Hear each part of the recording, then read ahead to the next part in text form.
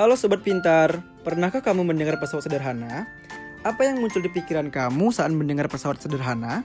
Apakah kamu membayangkan pesawat dengan harga tiket yang sederhana? Oke, kali ini kita akan membahas bagaimana pesawat sederhana dapat membantu memudahkan usaha.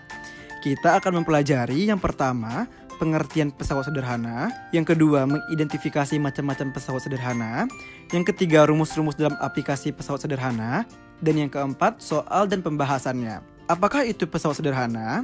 Pesawat sederhana merupakan alat bantu yang digunakan untuk mempermudah melakukan suatu usaha.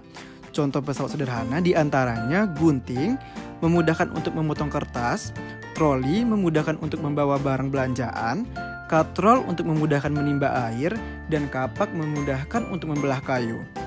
Tahukah Sobat Pintar, bagaimana pesawat sederhana ini dapat mempermudah melakukan suatu usaha?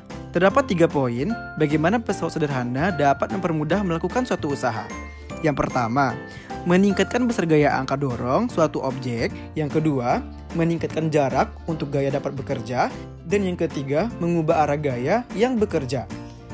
Pesawat sederhana terbagi menjadi 4 kelompok. Yang pertama, tuas atau pengungkit. Ini memudahkan untuk bergerak ke atas dan ke bawah pada jungkit-jungkit. Yang kedua, ada bidang miring, memudahkan untuk menggeser benda yang berat ke tempat yang lebih tinggi. Yang ketiga, ada katrol, memudahkan untuk menarik objek yang berat dari bawah ke atas sehingga terasa lebih ringan. Dan yang terakhir, ada roda berporos, contohnya pada troli, yang memudahkan kita untuk membawa barang belanjaan sehingga lebih efisien. Pada video kali ini, kita akan membahasnya satu persatu. Mari kita mulai dengan tuas atau pengungkit. Pengungkit dapat terbuat dari papan kayu, batang bambu, ataupun logam yang digunakan untuk membantu mengangkat benda. Pengungkit dapat memudahkan melakukan usaha dengan menggandakan gaya kuasa dan mengubah arah gaya. Prinsipnya pada pengungkit terdapat beban, titik tumpu, dan gaya atau kuasa. Teman-teman bisa melihat ilustrasinya. Terdapat 2 anak kecil yang sedang bermain juga jungkit. Anak pertama yang berada di bawah berperan sebagai beban. Lalu ada titik tumpu, dan anak yang di atas mendorong ke bawah berperan sebagai kuasa. Nah Sobat Pintar, prinsip pada pengungkit pada dasarnya sama. Hanya saja posisi beban, titik tumpu, ataupun kuasanya bisa berbeda sehingga pengungkit ini dibedakan menjadi 3 jenis. Teman-teman bisa berpatokan terhadap apa yang berada di tengah-tengahnya. Tuas jenis pertama, itu yang berada di tengah-tengahnya adalah titik tumpu Sobat Pintar. Jadi susunannya adalah kuasa, titik tumpu, dan beban. Teman-teman bisa melihat gunting sebagai contohnya. Lalu, tuas jenis kedua yang berada di tengah-tengahnya adalah beban. Untuk urutannya, kuasa, beban, lalu titik tumpu. Teman-teman bisa melihat pembuka tutup botol sebagai contohnya. Nah, untuk jenis ketiga yang berada di tengah-tengahnya adalah kuasa dengan urutan, beban, kuasa, dan titik tumpu. Teman-teman bisa melihat penjapit gorengan sebagai contohnya. Nah, ini adalah 3 jenis pengungkit berdasarkan lokasi bebannya, titik tumpu, dan juga kuasa. Oke, selanjutnya kita akan membahas persamaan dalam pengaplikasian pengungkit atau tuas dalam pesawat sederhana.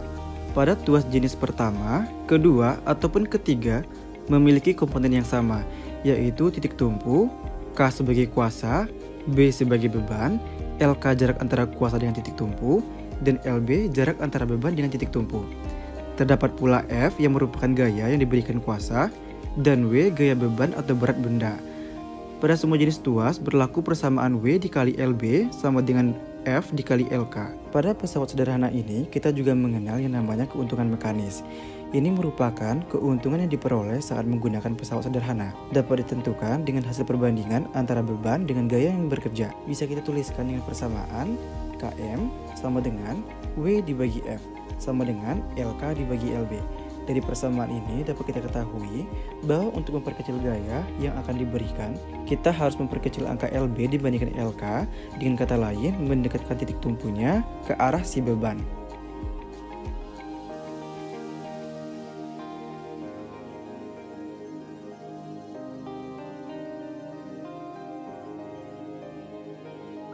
Selanjutnya, kita akan membahas pesawat sederhana kedua, yaitu bidang miring. Bidang miring dapat terbuat dari papan atau bidang yang dibuat miring.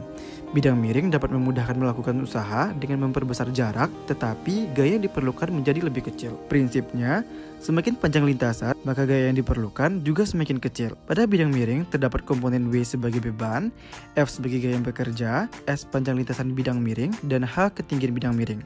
Pada bidang miring ini berlaku persamaan W dikali H sama dengan F dikali S. Dan untuk menentukan KM-nya dengan persamaan KM sama dengan W dibagi F sama dengan S dibagi H. Oke, selanjutnya kita akan membahas katrol. Katrol merupakan roda yang dililitkan tali di sekelilingnya. Katrol dapat memudahkan melakukan usaha dengan mengubah arah gaya yang awalnya searah menjadi berlawanan arah.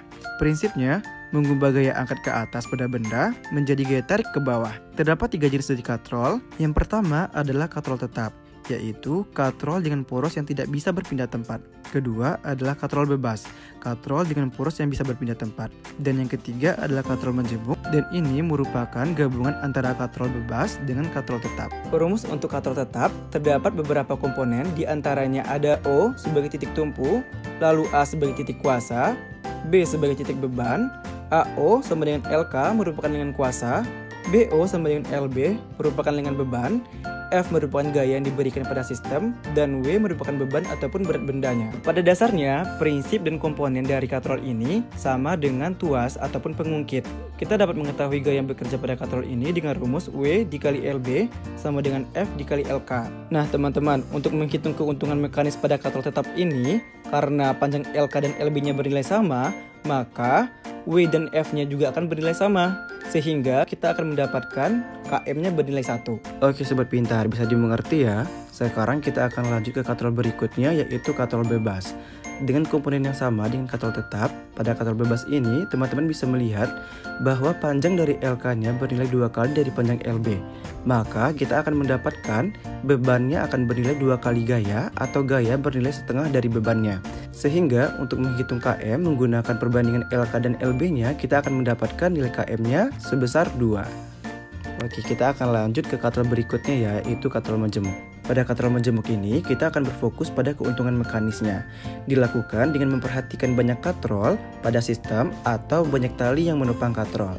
Di sini sudah disediakan 2 gambar. Teman-teman bisa melihat pada gambar A, terdapat 3 katrol, dan untuk tali yang menopangnya juga ada 3 ya teman-teman. Sementara untuk gambar yang B, terdapat 2 pasang katrol atau 4 katrol ya, dan juga terdapat 4 tali yang menopang katrolnya ya teman-teman.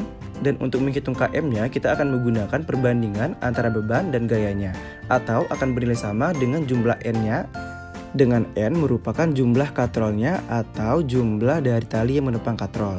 Sehingga menggunakan formula ini kita akan mendapatkan bebannya akan bernilai W sama dengan N dikali F, atau F sama dengan W per N, dengan W sebagai beban atau berat benda dan F sebagai gaya yang diberikan pada sistem. Oke teman-teman, kita masuk pada pesawat sederhana yang terakhir, yaitu roda berporos. Roda berporos merupakan roda yang dikaitkan pada suatu poros. Roda berporos dapat memudahkan melakukan usaha dengan memperkecil gaya yang dibutuhkan untuk menggeser benda dengan meminimalkan gaya gesek. Prinsipnya mengaitkan roda dengan sebuah poros sehingga dapat diputar secara bersamaan. Oke sobat pintar, sekarang kita akan identifikasi benda-benda di sekitar kita yang menerapkan prinsip dari pesawat sederhana. Untuk bidang miring, ada pisau ataupun kapak yang mana bagian tajamnya merupakan aplikasi dari pesawat sederhana. Lalu untuk tuas atau pengungkit ada pulpen ataupun kalam dan juga kain pel.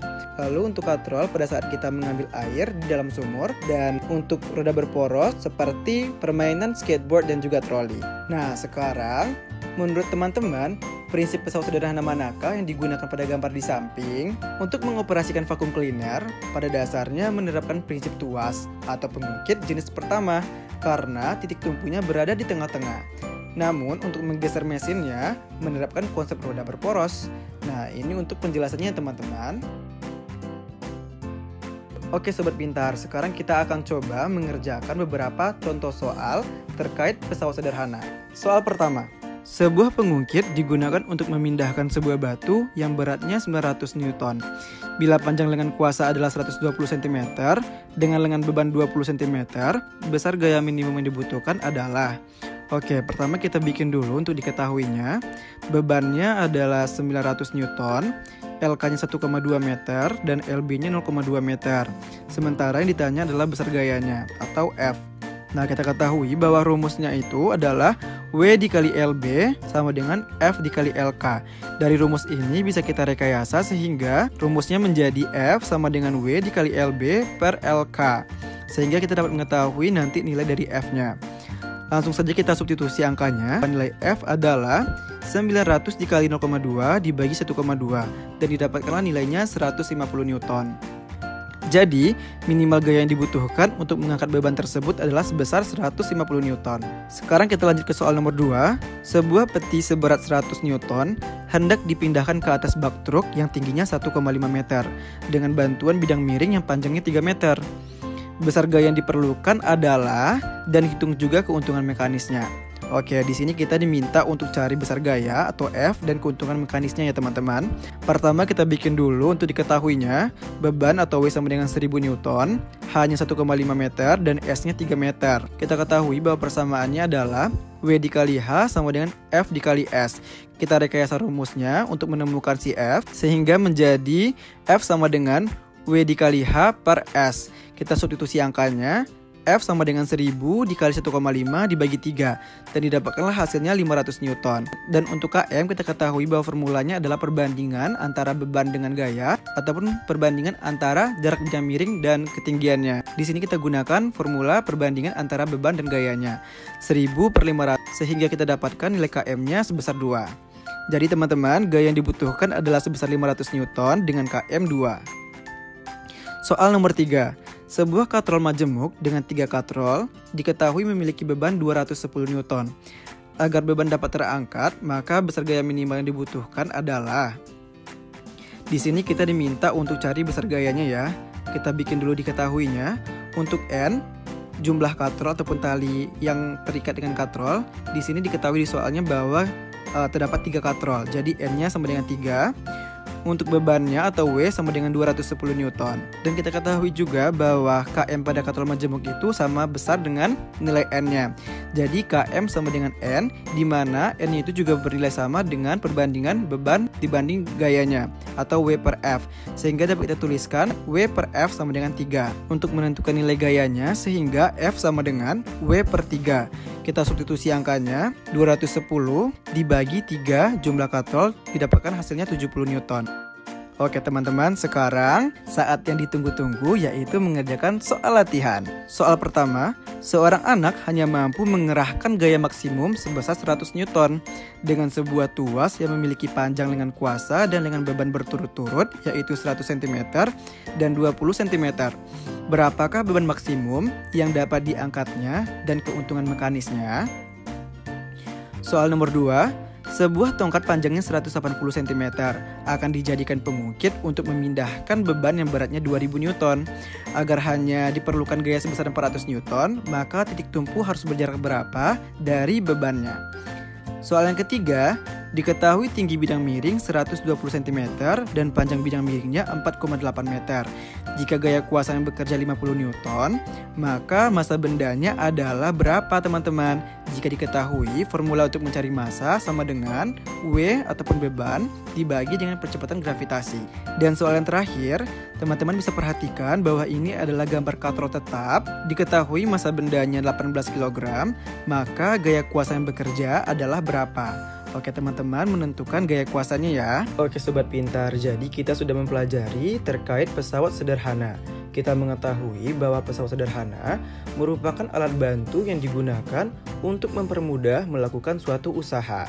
Pesawat sederhana dapat membantu meringankan usaha dengan cara meningkatkan besar gaya angkat dorong suatu objek, meningkatkan jarak untuk gaya dapat bekerja, dan mengubah arah gaya yang bekerja. Dan terdapat 4 jenis pesawat sederhana, yaitu katrol, pengungkit, bidang miring, dan roda berporos.